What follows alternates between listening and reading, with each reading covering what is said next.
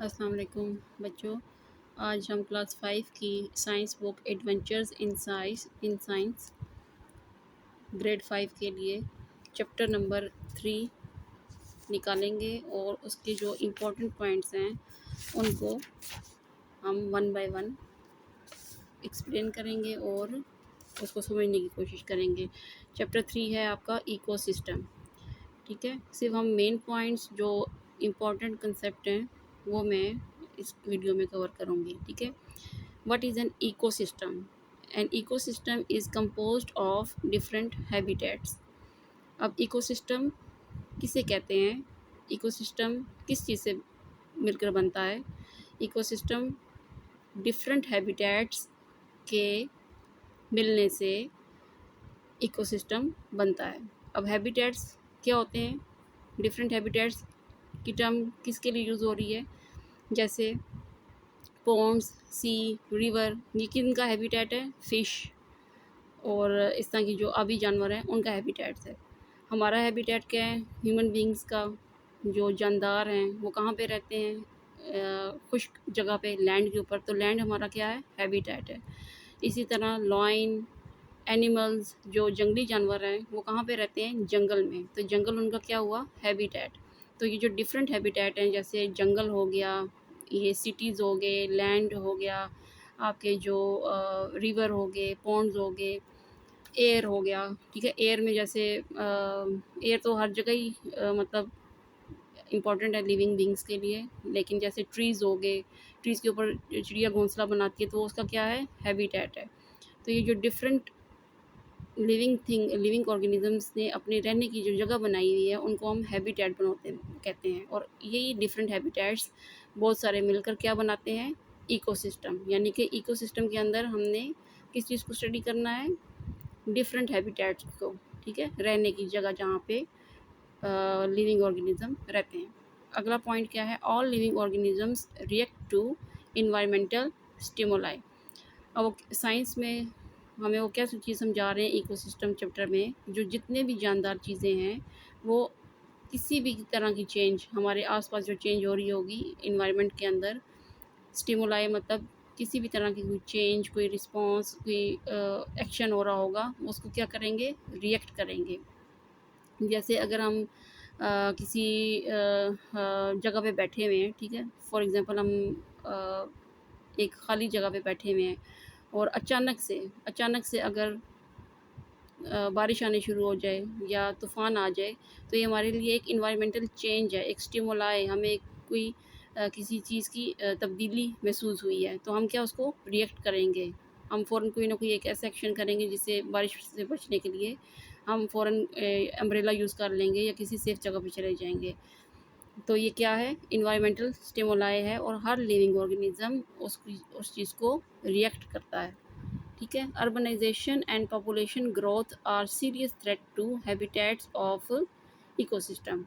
ठीक है, वो अब क्या कह रहे हैं कि अर्बनाइजेशन जैसे जैसे पॉपुलेशन, जैसे आबादी हमारी बढ़ रही है डे बाय डे, तो जो जंगल के जानवर हो गए और जो हमारा रिवर की जो वहाँ पे जो लिविंग ऑर्गेनिजम्स हैं उनको क्या सीरियस बहुत मतलब ख़तरा है, शदीद ख़तरा है, क्योंकि हमारी जो एक्टिविटीज़ हैं, हम जैसे समुद्रों में, दरियाओं में गंदा पानी फेंकते हैं, उससे आपके जो आबी जानवर हैं वो मर जाएँगे। इसी तरह हम जंगल में दरख्त काट रहे हैं, ठीक है? तो दरख्त के कटने से जंगल कम घने रह जाएँगे। उनकी जो खुराक है, जो जंगल में रहने वाले जानवर हैं, वो कम हो जाएगी। तो ये सारी क्या हैं? थ्रेट्स हैं। ये क्या है? ख़तरा है, अलार्मिंग सिचुएशन है किसके लिए? हैबिटेट्स ऑफ इकोसिस्टम के लिए। अगला पेज नंबर 27 पे देखिए हमारे पास कौन से पॉइंट आ रहा है? Food chain. ठीक है, इस चैप्टर में आप पढ़ेंगे फूड चेन के कंसेप्ट को। तो फूड चेन क्या है? A sequence of who eats whom in an ecosystem to get energy. Food chain, अब उर्दू में मैं आपको आसान लफ्ज़ों में बताने की कोशिश करूँगी। जैसे हर इंसान को खाने के लिए कुछ ना कुछ चाहिए, ठीक है? अब और वो खाना उसको क्यों चाहिए? एनर्जी हासिल करने के लिए, ताकत हासिल करने के लिए। ताकत होगी तो वो कोई काम कर सकेगा। तो एक सीक्वेंस बन जाता है, एक चेन बन जाती है। जैसे एक ग्रास हॉपर है, उसको एक स्नेक ने खा लिया, ठीक है। अब स्नेक ने ग्रास हॉपर को खाया, एनर्जी गेट की, उसने अपनी मतलब लाइफ को कंटिन्यू किया। अब वही स्नेक किसी और एनिमल की खुराक बन जाएगा। वही स्नेक अगर लॉयन खा लेता है तो लॉयन की क्या खुराक आई, स्नेक, ठीक है। ये चेन बनती जा रही है। जैसे कि इस डायग्राम में देखें कि यहाँ से ये रैट को ये कोई कौन बना हुआ है, ये को चूहा खाएगा, चूहे को सांप खाएगा, ठीक है। और फिर सांप को कौन, आउल खाएगा, ठीक है। ये क्या है, एक फूड चेन बन गई है। और इसी तरह अब पेज नंबर 29 पे देखें, फूड वेब किसे कहते हैं। जब बहुत सारी फूड चेन मिल जाती हैं, एक कनेक्शन बन जाता है, तो वो क्या बन जाता है, फूड वेब। यानी कि डिफरेंट, एक फूड चेन ये हो जाएगी, एक फूड चेन ये हो रही है, एक फूड चेन आपकी ये हो जाएगी, ठीक है। तो ये क्या एक वेब बना रहे हैं, जैसे ये एक वेब शो कर रहा है, एक दूसरे को ये खा रहे हैं और मतलब कंटिन्यू हो रही है ये चीज़ें। तो ये क्या है, food web. A network of connections that shows the general relationship among organisms through multiple food chains in a given system. Food web को आप इजी लफ्ज़ों में क्या है ये, जब बहुत सारी मल्टीपल फूड चेन्स मिलकर एक कनेक्शन बना लेती हैं एक गिवन इकोसिस्टम में, उसको हम क्या बोलते हैं, फूड वेब। जैसे आप इसको समझने की कोशिश करें कि यहाँ पे सबसे पहले देखें कि ग्रास होपर भी खा रहा है, रैट भी खा रहा है, ठीक है। फिर इस ग्रास होपर को बर्ड खा रहा है, बर्ड को कौन खा रहा है, स्नेक खा रहा है। अच्छा, फिर इस ग्रास होपर को फ्रॉग भी खा रहा है और फ्रॉग को फिर आउल खा रहा है। और इसी तरह आप देखें, जो रैबिट है वो ग्रास खाने के बाद किसकी खुराक बन रहा है, फॉक्स की बन रहा है। फिर रैबिट को ईगल भी खा रहा है, ठीक है। तो ये सारी एक एनिमल डिफरेंट, एक फूड चेन ये बन रही है, एक फूड चेन ये बन रही है, एक फूड चेन ये बन रही है। तो ये मल्टीपल फूड चेन बन के आपकी क्या बना रही हैं, फूड वेब बना रही हैं, ठीक है। इसके बाद इसमें टर्म यूज़ होगी डिफॉरेस्टेशन। डिफॉरेस्टेशन क्या है कि दरख्तों की कटाई। हमने जो दरख्त काटते हैं उसको हम क्या बोलेंगे, deforestation is the cutting down of trees on a large scale. जो ज़्यादा पैमाने पे बहुत सारे दरख्त काटे जा रहे हैं, इंसान अपनी ज़रूरत के लिए जो कटाई कर रहा है, वो के लिए क्या यूज़ हो रही है टर्म, डिफॉरेस्टेशन। इसी तरह ओवर ग्रेजिंग, ठीक है। ओवर ग्रेजिंग ये क्या है, ये जब कैटल्स और बहुत सारे जो जानवर होते हैं उनको, जो उनके पालने वाले हैं, उनको जंगलों में छोड़ देंगे या खेतों पे छोड़ देते हैं, जहाँ भी वो जो घास वगैरह होता है उनको छोड़ देते हैं, और वो पूरा दिन उसको खाते रहते हैं। मतलब इनकी नीड नहीं भी होती, उनका पेट भर भी जाता है, लेकिन वो फिर भी, एनिमल्स की आदत होती है कि वो हर वक्त अपना मुंह चलाते रहते हैं। तो वो जो इस चीज़ को हद से ज़्यादा खाने को ओवर ग्रेजिंग बोलेंगे। Over grazing of cattle is another practice that destroys grasses, shrubs and plants, ठीक है। और इससे क्या होता है कि आपके घास और आपके जो पौधे हैं वो तबाह हो रहे हैं। Page number 31। अच्छा, फर्टिलाइज़र किसे कहते हैं। फर्टिलाइज़र अ केमिकल और natural substance added to soil to supply it with more nutrients. Fertiliser जिसे हम उर्दू में खाद बोलते हैं, या कोई केमिकल या ऐसी नेचुरल सब्सटेंस जो कि हम लोग मिट्टी में ऐड करते हैं ताकि हमें क्या हो, हमें ज़्यादा ग़िज़ाइयत वाली और ज़्यादा एक अच्छी और क्वालिटी वाली फ़सल मिले।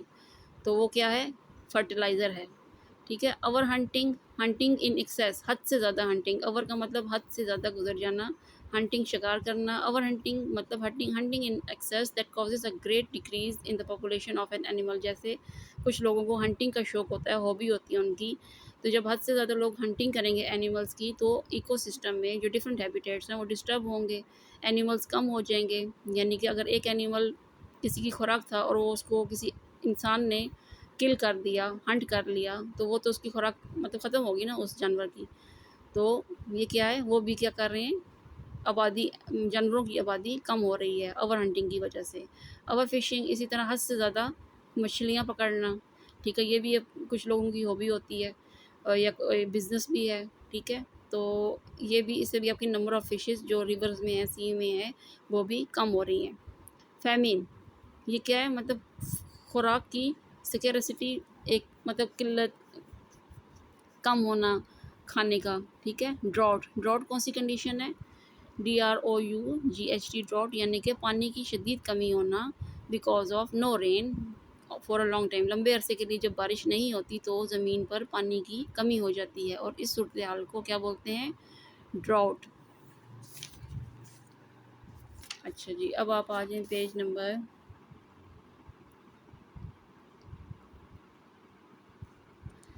इसमें देखें आपको क्या बता रहे हैं, टॉक्सिन। टॉक्सिन क्या चीज़ है, a substance that is poisonous for living organism. Toxin Urdu में हम इसको बोलेंगे जहरीला, कोई जहरीली चीज़, कोई जहरीला केमिकल, ठीक है, जिससे लिविंग ऑर्गेनिजम्स की जान को ख़तरा हो, कोई जहर, ठीक है, एक ऐसी चीज़ जिससे लिविंग ऑर्गेनिजम्स को ख़तरा हो, केमिकल जो उनके जिस्म में जाए तो उसको भी जहरीला कर दे, तो वो क्या होगा, टॉक्सिन होगा। बायो एक्यूमुलेशन, इस टर्म का क्या मतलब है, to build the build up of toxins inside the body of a living organism, यानी कि आपके जिस्म के अंदर बहुत सारे अगर टॉक्सिन्स, बहुत सारी जहरीला मादा अगर इकट्ठा हो जाएगा तो इसको हम साइंस की टर्म में बोलेंगे बायो एक्यूमुलेशन, यानी कि इसके जिस्म में कुछ ना कुछ जहरीला मादा बिल्ड हो गया है, ग्रो हो रहा है, ठीक है। इसके बाद आप पेज नंबर 33 पे देखें क्या है, वोल्केनिक इरप्शन। इरप्शन मतलब किसी चीज़ का फट जाना, a volcano ejecting lava ash and gases, मतलब जहाँ से लावा आपका, जिस पहाड़ से लावा उगल रहा होता है, तो इस चीज़ की टर्म है वोल्केनिक इरप्शन। वहाँ पे गैसेस भी अखराज होता है, वहाँ पे लावा और आग और इस तरह की ऐशेस वगैरह भी निकलती हैं, ठीक है। ये भी क्या है, पोल्यूशन का ही सबब बनती हैं। अच्छा जी, अब पेज नंबर, इस पे आ जाएँ, कौन सा पेज नंबर 34, डिस्चार्ज। डिस्चार्ज का क्या मतलब है, रिलीज़, किसी चीज़ का निकलना, किसी, जैसे डिस्चार्ज ऑफ गैसेस, फैक्ट्रीज़ की जैसे चिमनीज़ में से डिस्चार्ज हो रही थी गैसेस की, या discharge of water from the pipes, पानी का निकलना, ठीक है। ये जैसे इसमें ये देखें डिस्चार्ज हो रहा है, वाटर फ्रॉम पाइप्स, ये डिस्चार्ज हो रहा है। इक्वेटिक, एक ऐसी कोई ना कोई ऐसी चीज़ जो कि पानी से रिलेटेड हो, उसको हम क्या बोलेंगे, aquatic. Something that relates to water. अब व्हाट इज़ पेस्टिसाइड्स, पेस्टिसाइड्स किसे कहते हैं, chemicals use to destroy pest. Pest किसे कहते हैं, कीड़े मकोड़े जो फसलों में होते हैं, ठीक है, जो पौधों के साथ छोटे छोटे कीड़े होते हैं, उन्हें क्या बोलते हैं, pest. Chemical use to destroy pest that harm plants, ऐसे मतलब ऐसी दवाइयाँ जो कि उन पौधों के साथ जो कीड़े होते हैं उनको मार देती हैं, उनको हम क्या बोलते हैं, पेस्टिसाइड्स, ठीक है। और पेस्टिसाइड्स भी क्या करते हैं, वाटर पोल्यूशन की वजह है, इससे भी आपकी वाटर पोल्यूशन बढ़ जाती है। और इस डायग्राम में देखें क्या लिखा हुआ है कि water pollution can kill aquatic animals. हाँ, अगर वाटर पोल्यूशन ज़्यादा होगी तो आपकी जो मछलियाँ वगैरह हैं वो मर जाएंगी। ब्रीडिंग, साइंस में ब्रीडिंग का क्या मतलब है, रिप्रोड्यूसिंग, यानी कि किसी चीज़ की भी नस्ल के बढ़ने को या बच्चे पैदा होने को रिप्रोड्यूसिंग कहते हैं। Fertile, fertile capable of producing a large amount of crops, मतलब ज़मीन कब फर्टाइल होगी, जब उसके अंदर ज़्यादा से ज़्यादा फसलें उगेंगी, ज़्यादा से ज़्यादा पौधे और ज़्यादा से ज़्यादा आपको फ्रूट्स, आपको प्लांट्स मिलेंगे, तो क्या होगा, आपकी ज़मीन क्या होगी, वो फर्टाइल होगी, ठीक है बच्चों। ये हमने कुछ इंपॉर्टेंट टर्म्स को डिस्कस किया है, और आप इसको वीडियो को देखें और इसको रीडिंग करें, इसको समझने की कोशिश करें। मैं नेक्स्ट वीडियो में और भी आपको समझाने की कोशिश करूँगी, ठीक है। Thank you.